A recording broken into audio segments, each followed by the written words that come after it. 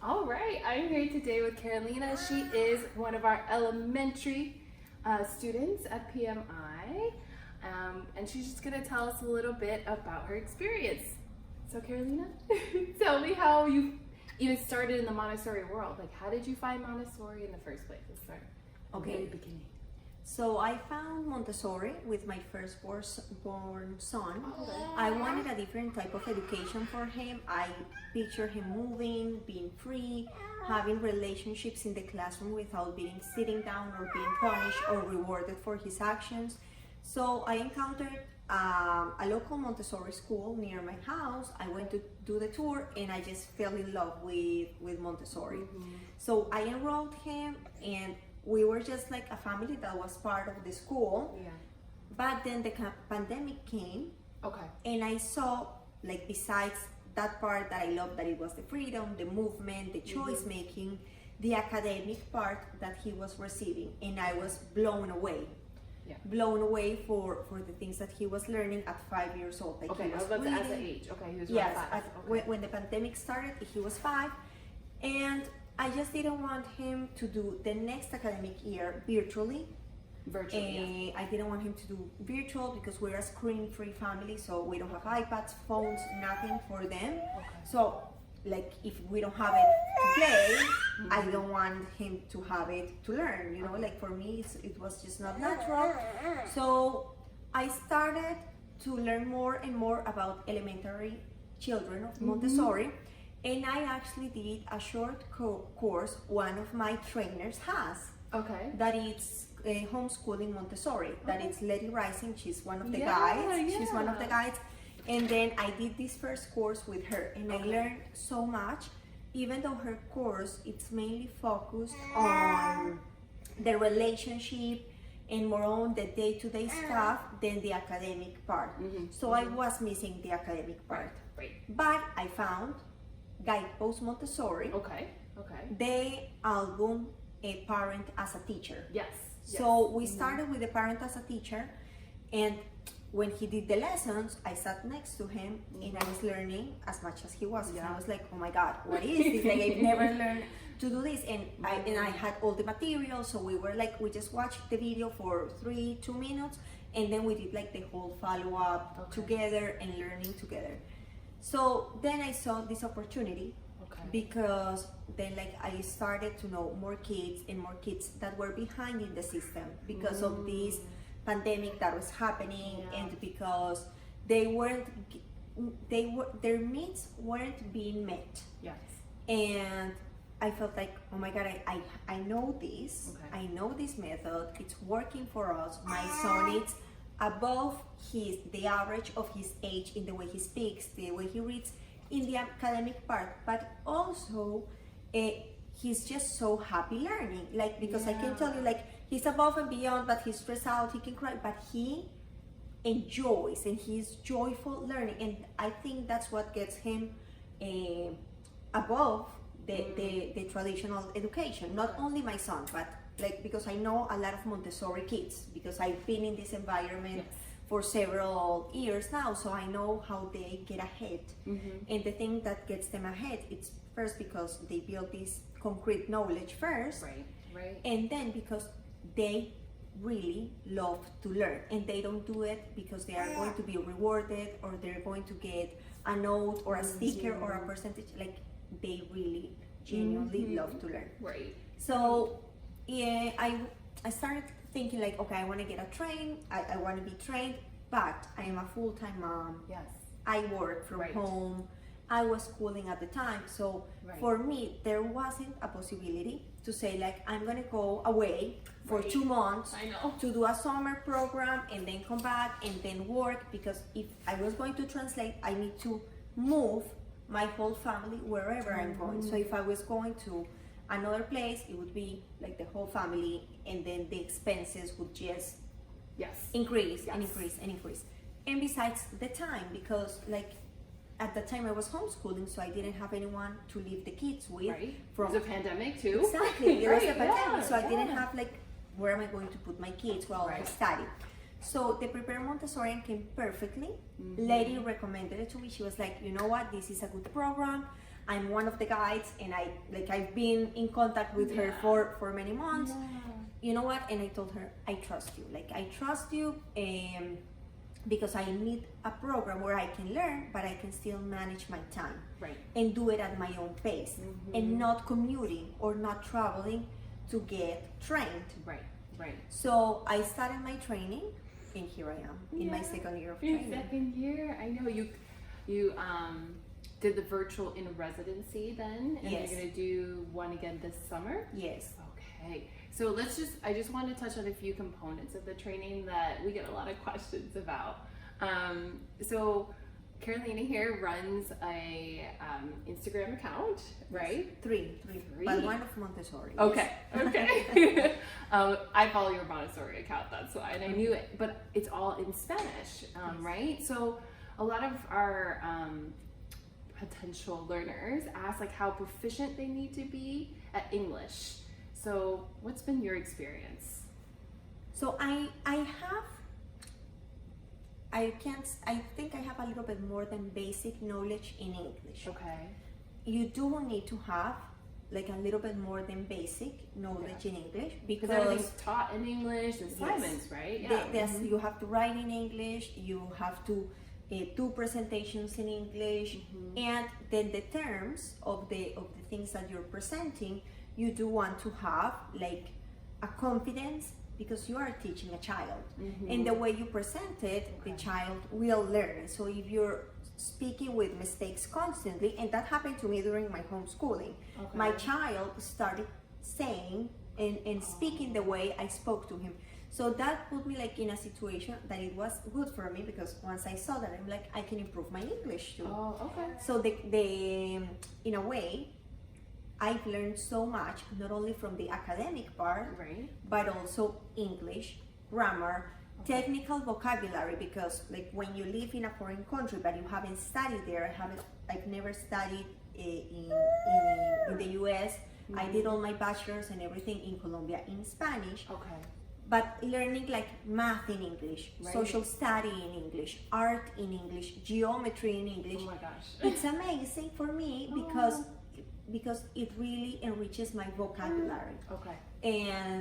and I feel more confident. You know, like living here is just that where we live, nobody speaks in English.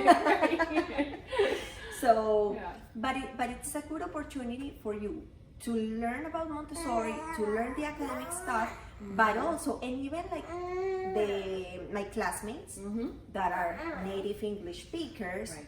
they say that they learn so much language, because there is a lot of the origin of each word. We learn a lot of the history of the words. Okay. So it's very interesting for you to enrich your vocabulary, but you do need to have like a basic English. Okay. Okay. So I talked about the virtual in residency because actually this year the July cohort will have a virtual in residency again. Yes. But next year we should be 99% sure returning to an in-person in residency. Could you tell folks a little bit about just that 2 weeks intensive in the summer, that in residency part? What was that like? It's very intense. Okay. It's very intense. It was hard because you had to be focused on a computer during long hours. So I would say it was very intense to do it virtually. Some of us wanted to do it on site this year, because that way like you get like a real sense of what you're doing and not just the screen. And last year I was doing my practice hours. So I was doing my practice hours and my residency in the same week. So I would just like leave school to come running, and it was a lot of work, like the residency, because you do have follow-up work after the conferences. So it was an intense couple of weeks, but I will also say that what you learn in those 2 weeks will change your teaching experience. Really? Yes, because like most of the course that you do during the academic semester, it's academic. So you're learning like how to present a lesson, how to do the material, how to do follow-ups with the children, and all this. But in those 2 weeks, you learn how the philosophy goes beyond the academic. So like, and I had a very transforming experience during that summer, because I was a very strict person. You know, like we come from traditional education. If it's not excellent, then you're like nothing below. And then I learned a lot about compassion, but starting from myself. I was about to say, Yes, from myself. So if I don't have compassion from myself, how can I have it with others? Right. And others, of course, including children. And starting with my own. So that changed my parenting style, my teaching style, and my life. I will say that one of those conferences that happened during that time really impacted the way I see myself with so much grace now that I did before. So it is, and we haven't talked about this, but it is a transformative experience as an adult.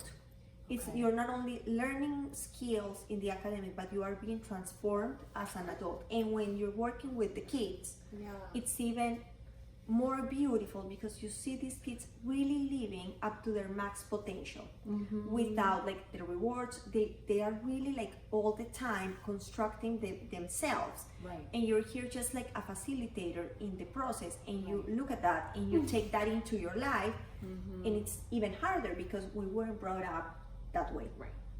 Right. Yeah, Caroline and I were just talking before this about how we were brought up and how now we're bringing up our children in this method. So to end off, I wish we had more time, but I guess what has been, it's gonna be either the most fun or the most neat lesson that you've learned so far? Oh my God. It's hard to choose. Or if you want to go the opposite route, the most challenging, but it was so gratifying to learn. If it's the most challenging, I'm going to say the cubing material has been challenging. Like the trinomial cube. Yes, and the trinomial cube. I own it, and I just stare at it oh gosh, I really have to learn that. It was so hard. Yeah, so so hard. It's not hard, just needs time to practice it, and like Montessori, you're building knowledge step by step, and it's so sensorial. Yes, it is. Yes, it is, and you will learn it too. But it's challenging because you need to have extra time for those lessons. Because for you to grasp it and to have the confidence to give it to a child, you really need the time to work the material. Yeah, you were telling me learning the lessons from our digital albums about an hour almost, right? Of your time just watching it and repeating it, and because you do want to feel confident before you present it, even if it's your own son, you want to do the proper presentation. So I think you said even at least 5 hours per lesson, right? You were saying, because it was 1 hour to really just get the intro, but then all that practice. So average. Well, in this one, in this cubing one, it's a lot of time. But I will say, the science lessons blow away your mind. Whenever we have a science chapter, and I go slower because I do what I do because I'm studying this for my family mostly, not because I want to be working in a school, not for now. So when I'm doing the science chapters, each night we'll do an experiment. Because all of the science chapters have experiments before the lesson. So the child has the concrete experience of what is happening, and then we give him the theory and the concept. So it's very engaging. And the things that I've learned about science, about Earth, about how everything works, it's beautiful, but it has also put in my heart a very deep respect for nature and for Earth. Because if you only know this is the place where we live and it's amazing, but now I know why is it so amazing in depth, even the work of the wind, the work of the water, the work of the plants, because it's so detailed in Montessori that it's not just we have this and you have oxygen because they have this process. No, it's what does it take for the plant to do this whole process, and you're living it because it's through experiments. So you value more the world that you're in, and I think the Montessori child has this deep connection to Earth and to respect and to the environment, and it comes out of all of these lessons. So it's pretty neat, the science.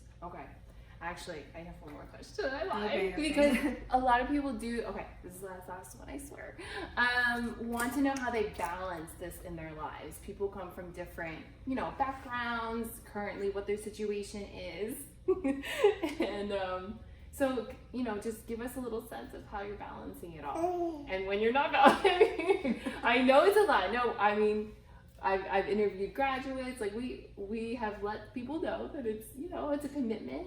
Yes. It's quite a bit, and you do have to juggle. But there's a little bit of flexibility here and there, right? Yes. So the first year, I was very on top of every lesson, and I want to be super honest. Like I was on top of every lesson. This year, it has been harder for me to be on time with the lessons, to be there with the lessons, because I started working before I was homeschooling. So it was part of the natural process that was happening at home. But now I work and I take care of my kids in the afternoon, and it's getting difficult to like separate the time. But the good thing is that the idea is to do it at your own pace, like you can manage that, and you can ask for an extension if you need extra time, and you can like ask extra help, and the guides are amazing. Like I have to say that the trainers that we have are amazing. Like I have so much respect for each of them. They have helped us so much. They are professional, they have experience, they have like a very good training themselves.